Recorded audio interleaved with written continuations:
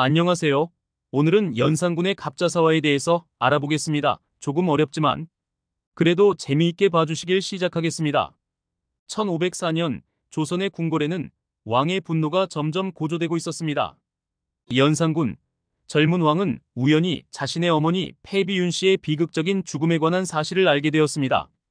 이 사실은 그의 마음에 불길을 피워 올렸고 결국 조선의 역사를 뒤흔들 대대적인 숙청 사건으로 이어졌습니다. 이것이 바로 갑자사화입니다. 연산군의 어머니 윤 씨는 한때 성종의 왕비였습니다. 그녀는 아름답고 총명했지만 지나친 질투로 인해 다른 후궁들에게 상처를 입히고 성종의 마음을 불편하게 했습니다. 결국 윤 씨는 왕비의 자리에서 폐위되었고 궁 밖으로 쫓겨난 뒤 사약을 받아 죽음을 맞이했습니다. 연산군은 즉위 후에도 어머니의 죽음에 대해 제대로 알지 못했습니다.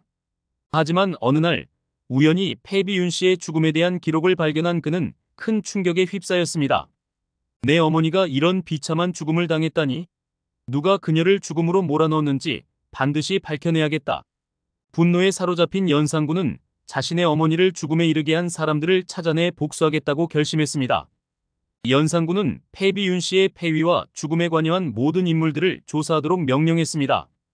궁중의 기록과 증언을 하나하나 확인하며 당시 윤 씨를 비판하거나 그녀의 죽음에 동조했던 신하들의 이름을 알아냈습니다. 윤 씨를 폐위시킨 자들, 사약을 집행한 자들, 그리고 그때 입을 닫고 있었던 자들까지 모두 처벌하라. 그는 먼저 폐위 과정에서 윤 씨를 비난했던 대신들을 소환했습니다. 특히 성종의 왕비인 정현왕후의 아버지 윤호가 이 사건의 중심 인물로 지목되었습니다. 연산군은 그를 포함한 관련자들에게 엄청난 고문과 처형을 명령했습니다. 연산군은 단순히 어머니의 죽음에 대한 복수를 넘어 자신에게 반대할 가능성이 있는 신하들까지 숙청하려 했습니다. 윤 씨 폐위에 가담한 주요 대신들은 처형되었고 그 가족들까지도 유배나 고문을 당했습니다. 이것은 단순한 복수가 아니다.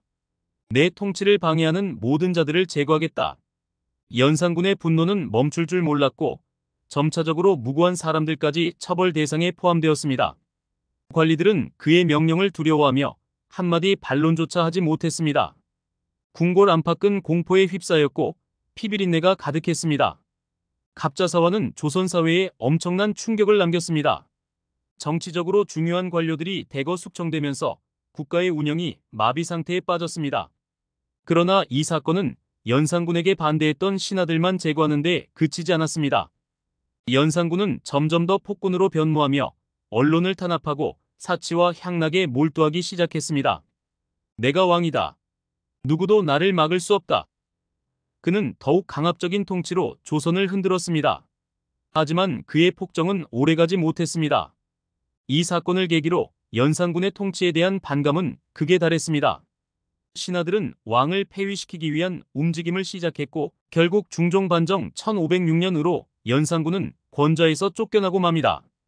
갑자사화는 연산군의 분노와 감정에서 시작된 사건이었지만 조선 왕권의 위험성을 드러낸 상징적 사건이 되었습니다. 이 사건은 군주의 권력이 통제되지 않을 경우 어떤 비극이 벌어질 수 있는지를 여실히 보여주었습니다. 패비윤 씨의 죽음은 연산군에게 개인적 비극이었지만 그로 인해 수많은 사람들이 희생된 이 사건은 조선 역사에서 잔혹함과 비극의 대표적 사례로 남게 되었습니다. 내용이 유익하셨다면 구독과 좋아요, 감사합니다. 항상 힘내겠습니다.